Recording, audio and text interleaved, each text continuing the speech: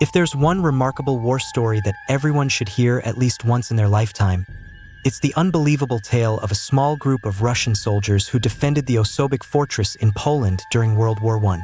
This story is both profoundly horrifying and incredibly inspiring, and I assure you, it's unlike any war story you've ever encountered. Now, let's jump into today's story. On the morning of August 3rd, 1915, during the height of World War I, a 21-year-old Russian soldier named Vladimir Kotlinsky stood behind the massive stone walls of Osobek Fortress in Poland. The view before him was all too familiar. It was the same swampy forest landscape he had been staring at for the past 6 months of his deployment at this fortress. Surrounding the fortress on all sides was a vast, marshy forest. In addition to the dense forest, the area around the fortress was crisscrossed with countless trenches. These trenches, long and deep, were designed to provide cover for soldiers both during attacks and while launching their own offensives from behind their dirt walls. Zigzagging through the swampy terrain, these trenches were occupied by 7,000 German soldiers who were determined to capture Osobek Fortress from the Russians. During World War I, the Russians and Germans were bitter adversaries, and the Germans were particularly eager to seize this fortress due to its strategic location. With a railway cutting through it, a nearby river, and a main road, control of the fortress offered a significant advantage in moving crucial wartime supplies and troops in a highly contested region. Despite numerous attempts by the 7,000-strong German force to capture Osobek Fortress over the past 6 months, their efforts were thwarted by Vladimir and the small, but determined, 900-man Russian garrison. By the morning of August 3rd, 1915, both sides had reached a sort of deadlock. Neither the Russians nor the Germans were making any moves to harm, nor were they retreating. They were simply holding their positions, waiting for something to happen. In fact, the lack of action over the previous weeks had left the Russian soldiers inside the fortress so bored that they began sneaking out through a side door to try their luck at catching fish with their bare hands in the nearby river. But that morning, as Vladimir stood atop the fortress walls, he noticed something peculiar in one of the trenches closest to the fortress. Although it was still several hundred feet away, Vladimir could see a group of high-ranking German officers huddled together in the trench, repeatedly glancing down at something hidden from his view and then looking up at the sky while gesturing with their hands. Vladimir had no idea what they were doing. From his vantage point, he couldn't see what they were looking at in the trench, and when he looked up at the sky where they seemed to be directing their attention, all he saw was a clear blue sky. Whatever they were up to made Vladimir uneasy. As a young junior officer, he was responsible for leading other soldiers, but his lack of experience and credibility made him hesitant to raise an alarm. He feared that reporting his concerns about the Germans' strange behavior, looking at the sky and the ground, might make him appear paranoid and undermine his leadership. In the end, Vladimir decided that since the Germans weren't firing at them and there was no immediate harm, whatever they were doing probably wasn't a big deal. Besides, things had been quiet for weeks, so why would that change now? With that thought, Vladimir left his post on the fortress walls and went down below to spend time with his comrades. 3 days later, at 4 in the morning, the Russian soldiers on watch duty atop Osobek Fortress noticed something unusual in the darkness near the German lines. When they peered out into the night, they saw that the air seemed to be shimmering or wavering, like the heat haze that rises from hot pavement on a sunny day. But it was the early morning, cold and dark, so the phenomenon couldn't be caused by heat. As more Russian soldiers gathered to observe this strange sight, they soon realized what it was. A massive grayish-green cloud, as wide as the fortress itself, was drifting toward them, carried by the wind. The Russian soldiers had never seen anything like it before, and they stood frozen in stunned silence as the ominous cloud approached. As they watched in disbelief, the Russian soldiers observed a terrifying phenomenon. The moment the strange cloud touched any vegetation, whether it was the leaves on trees or the tall grass in the marsh, it immediately turned black and shriveled up. Soon after, the soldiers began to hear a soft, eerie, thumping sound echoing through the darkness. It was the unsettling noise of birds falling lifelessly to the ground, overwhelmed by the deadly cloud. Realizing the severity of the situation, panic set in among the Russian troops. They scrambled to sound the alarm, urging their comrades to prepare for what was undoubtedly an imminent harm. As they did, A harsh chemical odor began to permeate the air within the fortress, growing stronger by the second.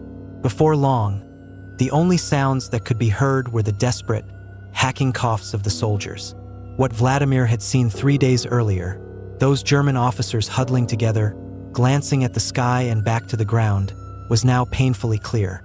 The Germans had been preparing for a devastating chemical assault on Osobic Fortress. Hidden from Vladimir's sight were canisters filled with a lethal gas. The officers had been checking if the wind was favorable for launching their harm, and on that fateful morning of August 6, 1915, it was. The Germans unleashed the gas, a horrifying mixture of chlorine and bromine. Individually, chlorine and bromine gases are highly toxic, capable of unaliving on their own. But when combined, they form an even more deadly compound that binds to moisture and transforms it into hydrochloric acid. For anyone unfortunate enough to inhale this gas without protection, the acid would fill their lungs, effectively dissolving them from the inside out. The gas would also harm the eyes and nose, burrowing holes into the skull. There was no escape from this agonizing fate. Death was inevitable, but it would come slowly and excruciatingly. At this stage of World War I, chemical warfare was still relatively rare, and as a result, the Russian army had not equipped their soldiers with gas masks. The Germans, however, were well aware of this vulnerability. As the toxic gas filled every corner of Osobic Fortress, the Russian soldiers found themselves defenseless. Within moments, many began bleeding from their eyes, mouths, and ears, while others coughed up chunks of their own lungs. Realizing they were being poisoned, the less affected soldiers desperately tried to shield themselves by ripping off their shirts, soaking them in water, and wrapping them around their faces in a futile attempt to filter the air. Unfortunately, these makeshift masks likely worsened their condition, as the gas would have clung to the moisture in the cloth. The Russians were trapped in a nightmare scenario, surrounded by the enemy outside and suffocating inside their own fortress. Vladimir, one of the few still standing, stumbled to a narrow window in the fortress wall. Through it, he saw the advancing Germans, their machine-fire weapons blazing, as artillery shells pounded the fortress walls. He knew the Germans were mere moments away from breaching the doors and slaughtering everyone inside. But instead of succumbing to fear or despair, Vladimir felt a surge of determination. If they were going to die, he was resolved to make it as difficult as possible for the enemy. Despite his youth and inexperience, Vladimir had earned a reputation for fearlessness.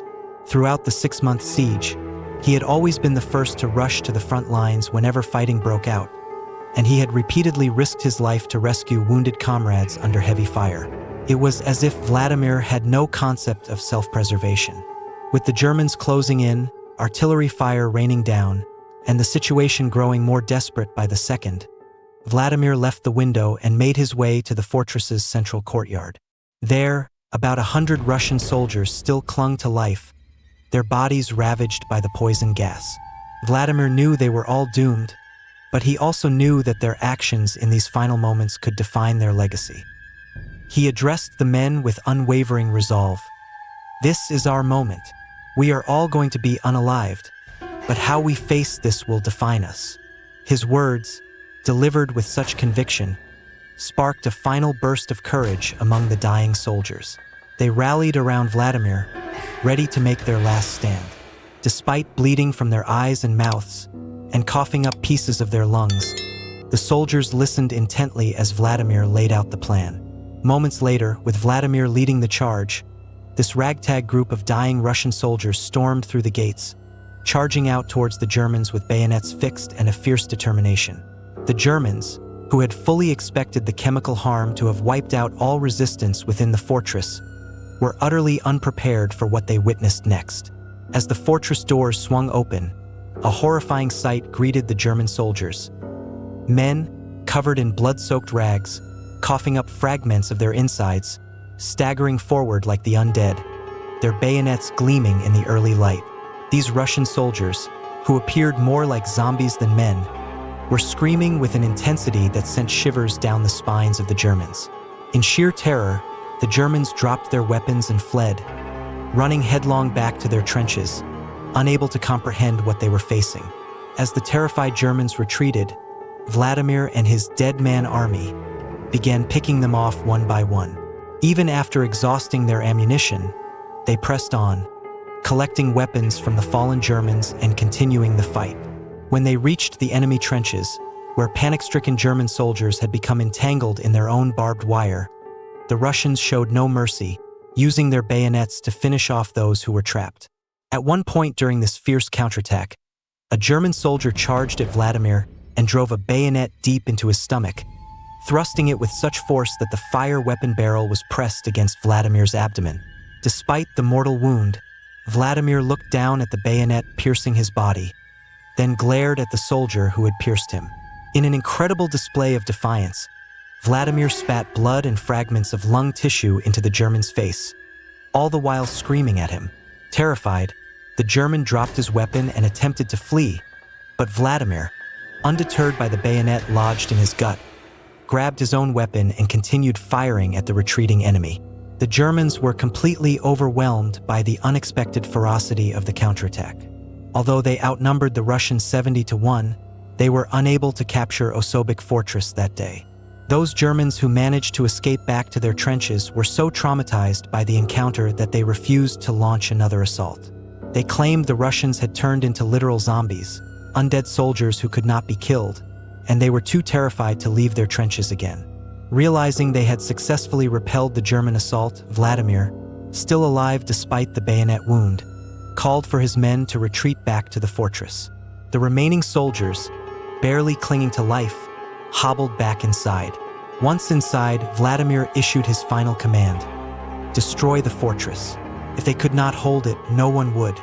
Following his orders, the Russian soldiers demolished the fortress before succumbing to the effects of the poison gas. Vladimir and every soldier who had come into contact with the gas died that day. When the Germans finally took Osobek Fortress some time later, they found it in ruins, stripped of any strategic value. Vladimir was posthumously awarded Russia's highest military honor, and the heroic actions of Vladimir and his fellow soldiers are remembered in stories, songs, and monuments throughout Russia. The story of Osobek Fortress is one of unimaginable courage in the face of certain doom. Vladimir Kotlinsky and his men fought not just for survival, but to make their final stand one that would haunt their enemies forever. Their legacy remains, a testament to the strength of the human spirit, even when faced with the horrors of war. Remember, sometimes it's the most desperate of situations that bring out the greatest acts of heroism. Thank you for watching. If you found this story as chilling and inspiring as we did, make sure to like, share, and subscribe for more incredible stories from the past that continue to echo through time. Until next time, stay safe, stay curious, and we'll see you in the next one.